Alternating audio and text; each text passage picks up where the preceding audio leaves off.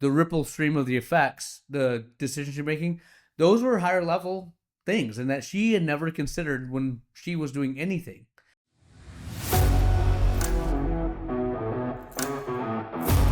All right, my friends, the Ultimate OD Podcast, great episode for you. We have 5 questions, right? Answer these 5 questions as we go into the end of the year. You'll make your practice better. You can ask yourself these questions once a month.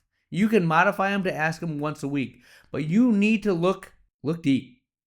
Find out where you're strong, where you're weak, see how you can get better. These 5 questions will help you do that. We have the closing thought of the episode. This is the Ultimate OD Podcast. Here we go.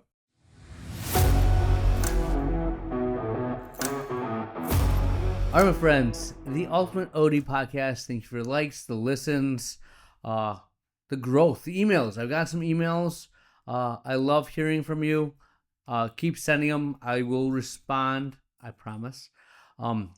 Very exciting time in my career, turning point, kind of trying to figure out where I want to go to the next level. End of year is always a great time to have some reflection, and that's what this podcast will be about, reflecting on things. Where do I want to go? What do I want to build? What do I want to do? One of the things that I'm deciding between in my head, like, do I want to expand? Do I want to have another office, acquire, acquisition, stuff like that? Everyone's told me that I've talked to, and I've known this because I've had a second office, is that you have to have systems in place before you go and get another office. And then optimize the office you have before you try to do more. You'll just do it halfway. You'll not be all in and be looking to sell that second office. And that's what I've seen a lot of my OD colleagues doing. So really intriguing there. How much do I want to be in the clinic versus running the clinic? I do really like running the clinic. I've got to get better. There's things I can grow and expand on there, and I'm going to continue to do that. I'll share that journey with you. I've shared everything with you guys. It's really cool. I haven't done it, but I'm sure there'll be a day in my life when I look back and listen to all these episodes and just saw the growth over the past 5 years. Growth over 5 years, going on 6. I cannot believe I've had a podcast. What am I going to talk about? Someone once asked. I guess I filled the void. Also, check it out. I have 2 articles out right now on review of optometric business. I like putting what I talk about into written form. It's a new medium. It's also a little bit harder. When I do the podcast, I can just kind of talk and wing it. I like talking. When it comes to writing it and having it be coherent, it takes a little bit more effort. Helps on the podcast because I organize my thoughts. So maybe you'll get better podcasts because I'm writing that, but check it out. But this process that we're going to go through, this podcast, is very introspective, self-reflective. You can use it as a way to talk to your direct reports in one-on-ones. And I did this with my office manager, and it was amazing, the stuff that we figured out. I'm going to kind of share it with you in the process of what's the question, what is it that the answer I got, and how we broke it down. And you guys can do it for yourself. I did it for myself as well, and it's amazing the things you learn. So, first question, what new skill have you built in the last 3 months? This is a good thing to think about. Like, you want to be developing new skills. A lot of us entrepreneurs or want to be entrepreneurs will read all kinds of books, read all kinds of articles, read. And that's just a fancy way of procrastinating. If you read something and don't make a change or implement that knowledge, you haven't really learned. You're just delaying making a decision or doing something, right? So what is the new skill that you learned? And one of the things I've talked to my manager about is you can't do it all. You have to delegate. And this is 100% me talking to myself. And I when I'm talking to her about it, I'm talking to myself and saying, basically, I've had to tell myself the same thing. You have to accept that 80% of what you do is going to be good enough because you can do it better. but then you're not working on other things. And the other way to think about that is if another person puts 100% of their time into the task, they should be able to get to be pretty close to where you're at, because you're putting in about 20 to 25%, maybe 10% of your skills and abilities into that task because you're that good at it at this point, right? So what new skill have you learned? And one of the things that she had mentioned, seeing past the day-to-day, delegating has allowed her to train and develop, thinks that they're thriving. One of the things I said, when you delegate, you have to have checkpoints. Because I would ask, okay, you delegated this, how is it going? And I got a blank stare. I really don't know how it's going. I go, exactly. Is it even being done? So having checkpoints, following up. And she says that's really giving her a better way to lead and manage. So think about this in your own realm. What skill have you learned? How is it going? Think about the last 3 months. Good thing to look at. Second question. How did your work last month impact the business? This was awesome. This question really was enlightening for her and kind of opened her mind. And I'll explain it for you too, is if you ask, what work did you do last month? How did it impact the business? When I look at the things I've done, trying to, dry eye in general, I've implemented a new way that we implement our dry eye evaluations. I've added new technology, how we sign people up for dry eye, how I've educated the staff to do that, and how my techs are doing the actual procedures. That's a big thing that we've done. I'm obviously better at this than my manager. She's learning, but we have big things. And when I say that, that's made a better patient experience. Our capture rate has been better. The staff is all on the same page because we've educated them more. By doing that, the staff is now more confident. They have more value in their job. They're connecting with patients. They get more pride.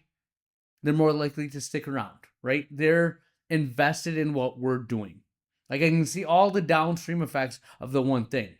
Well, I asked her, how did your work last month affect the business? And she instantly started talking about optical. Well, when we're more efficient at getting the patient's jobs done, we're getting quicker turnaround. The things that the staff is doing, they're 90% effective. And then I asked, okay, what else have you done that's affected the business? And she didn't understand the question. I'm like, okay, this is great. I go, and again, we work through this. This is a process. I go, we have a whiteboard in there. I go, draw the patient life cycle. And we went from what that looks like, making an appointment, getting the exam, going to optical, getting the materials or signing up for a treatment, following up. And then I said, complete it. There's a recall there, right? Like, all that is a patient life cycle. I go, what have you done? Have you only worked on optical? No, I've done this and this. Oh, how does that affect the business?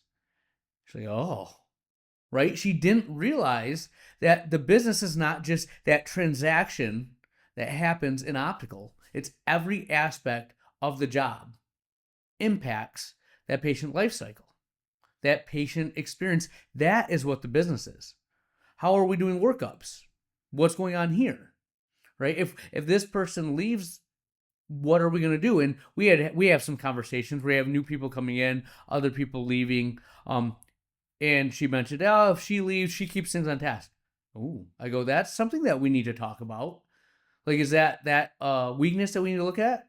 Well, if she leaves and we're not as efficient, you see how that affects the flow of the patients. That affects the business, right? And it made her see that what she's doing, if she's training people on how to do a workup, if she's training them how to answer phones, I do a lot of this stuff too. I have been huge on farming. So farming in our world is when someone's on the phone making an appointment, or if someone checks out and we're making an appointment, we ask a simple question: is there anyone else that we can schedule an exam for? And we have really got our people on the phone, our opticians who are doing the checkouts, asking that question, and we're getting them to schedule their families, people that they need exams, and that grows the business, right? I'm like, that is something that affects the business downstream. So she got a better perspective of what she does and how it affects the business. And when you do this, it doesn't have to be your manager. It should be yourself, right? Ask yourself that. I think we do that as owners all the time, but maybe not as granular as we should. But ask that to a optician when you're doing their one-on-one. The manager can ask this to them.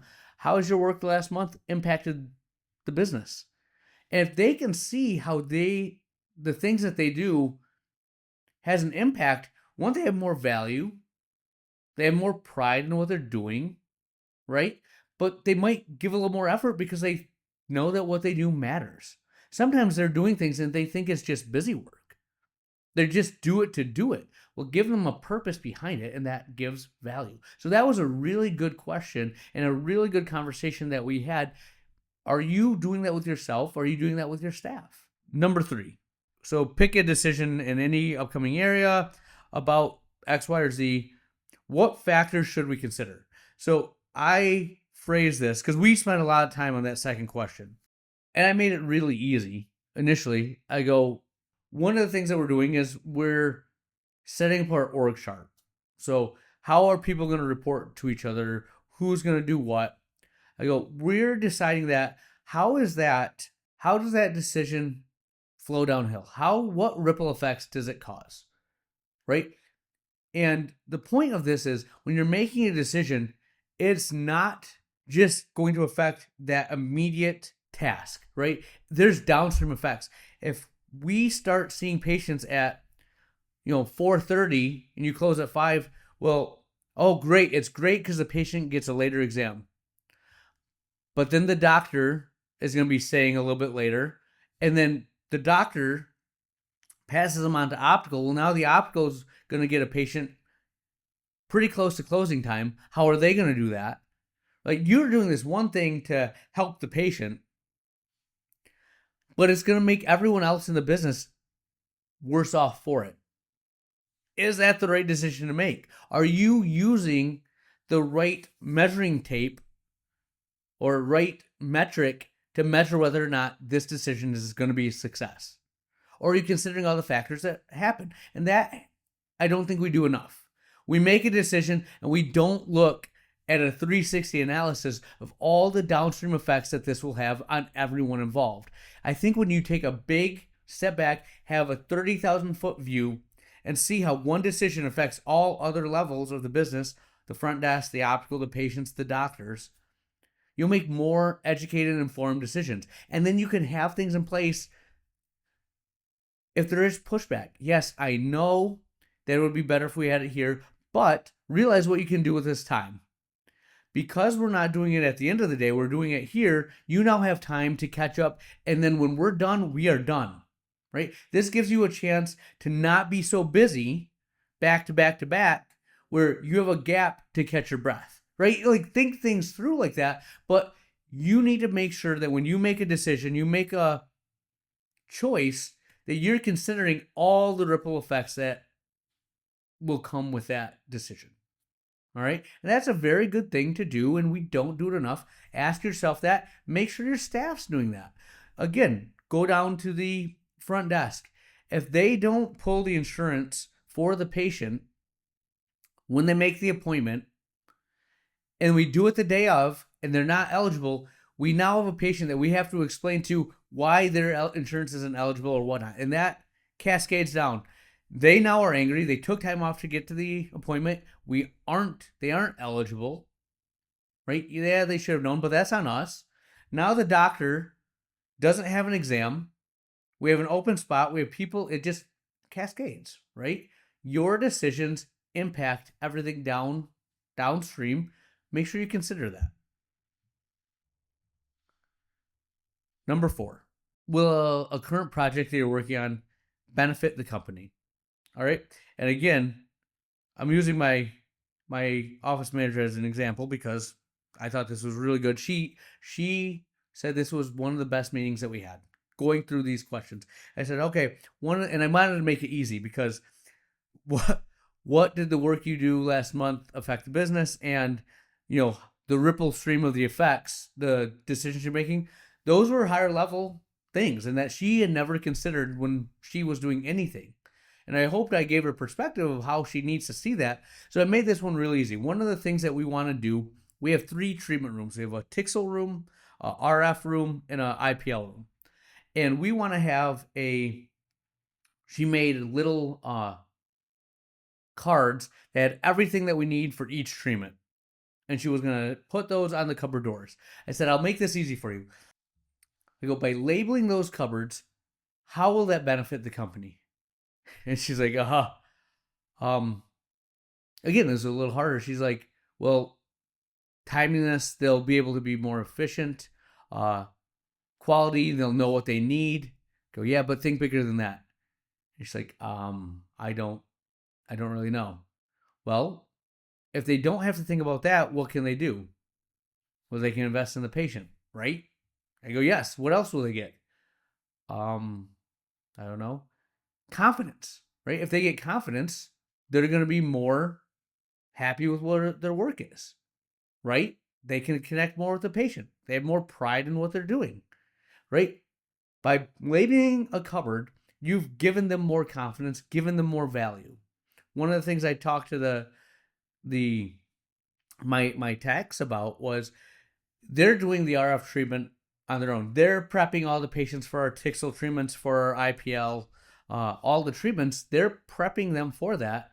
I go, I love it because you guys are now doing something that's higher level, directly interacting with the patient. Not that what you were doing before wasn't important, but now you get to have that one-on-one connection with the patient. Our opticians, they have a 30-minute conversation with the patient, picking out glasses, going over options, connecting.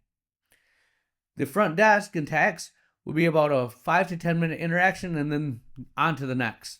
With this, our advanced treatments, they see the patient over the course of 3 to 4 weeks, 3 to 4 times, and then they keep coming back and they build a relationship. That gives them more value. They have more pride in what they do. They're going to like their job more. Like, see how those things impact the business, right? Big picture perspective. And it's something as simple as labeling the cover. Again, what we're trying to do for us as business owners, when we ask ourselves this, is are we looking at the business as a whole? Or are we caught in the minutia? For your managers, for your staff members, are they seeing that they have a bigger impact than they probably give themselves credit for? Right? Connect the dots for them. And I think you'll be surprised at how much they appreciate that. The next thing, last number 5 question is, what's one problem you want to solve that will require a new skill? And this is one where she said to me,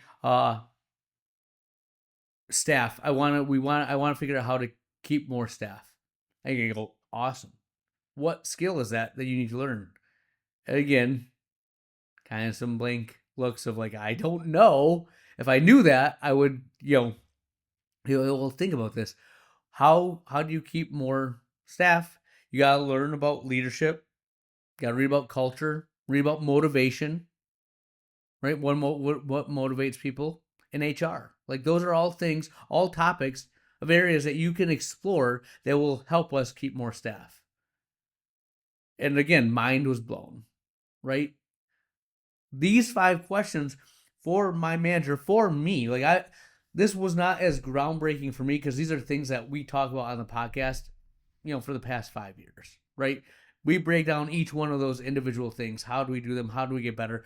But do you sit down and ask yourself at the end of the year, or at the end of every month, at the end of every week, these questions? I think you could, right? One of the things I tell you to ask yourself, if the last 2 weeks reflected how the rest of your year is going to go, would you be happy? Good question to ask every 2 weeks, right? But ask yourself these things. And when we did this, she's like, man, there's so much more to this than just the day-to-day minutia. And that's what my next podcast is going to be about. We're going to talk about that next time. But you have to pull yourself out of the day-to-day. And one of the pieces of advice that I gave her was, do you make time to think about these things? She's like, absolutely not. And I said, that's the issue. You have to block off time. And I'm preaching to the choir because I saw patients all day, every day, and I'd get done with the week and I wouldn't be able to do anymore, and my business didn't grow. Now on Thursdays, no patients. I have meetings. Fridays, I try not to go in the office. I haven't done this as much as I should, but I'll sit down on a Friday and not have any phone, no stimulation. I go to a breakfast spot, I have a pen and paper, and just see what comes out. Think about a topic and write down what I see. You'd be amazed at what is on there. But you have to give yourself time to think about it. Have time to put it on paper. You have to make time for that. You have to block it off. You have to protect it. And this realization came because I would go to a meeting and come back and all my ideas would be there. I'm like, what is about these meetings? It wasn't the meeting. I disengaged from the day-to-day operations of the business. So that's, like I said, that's a whole nother podcast, and we'll get to that. But ask yourself these 5 questions. The last thing I'll follow up with is, and again, I'm quoting this. It's something I read from with those questions.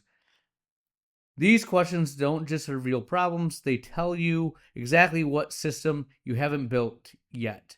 Weak answer in question 1: you need growth documentation. Weak answer number 2: you need impact attribution. Weak answer number 3: you need decision transparency. Weak answer number 4: you need context sharing. Weak answer number 5: you need capability acceleration.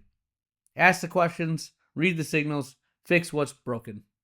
Right? I thought that was a very good set of questions to ask. A lot of benefit and value can come out of it. I'm 1 for 1, and the people I've done it with are 2 for 2. Me and my manager have been very good at that. So give it a shot. We'll have more for you next week. Where has the time gone? We are to the closing thought of the episode, and today I will leave you with this thought. What is the cost of staying exactly where you are right now? Oh, man, this is the ultimate dilemma for me on a daily. I've been really good the past year and a half of pushing, growing, expanding. And it's been uncomfortable at times. You know, a lot of times in the past year where I've just wanted to go back to when I was doing fine, everything was good, there was no sleepless nights, and growth can be uncomfortable. But I look back now and I'm like, I wasn't happy. I love where I'm at right now. And I guess that answered my question when I asked that. Is the cost is all the joy I feel right now. All the growth I've had, all the expansion, that's what I lose by staying where I'm at right now. Look back and see what that pain has brought you and how you've gotten better from it. You got to keep moving forward. I don't think it has to be like new offices, etc., but you can get better in what you do right now. You can sharpen your sword. You have inefficiencies. Take the time to make them strong. Never stop getting better. There's people on your team that aren't doing what they need to do and you're letting it go. There's people on your team that are doing amazing and you're not telling them. They're going to leave you. Right? That's the cost of staying the same. Is if you stay the same, other people are moving and changing. Get better. Keep doing the work. Dr. Lilly out.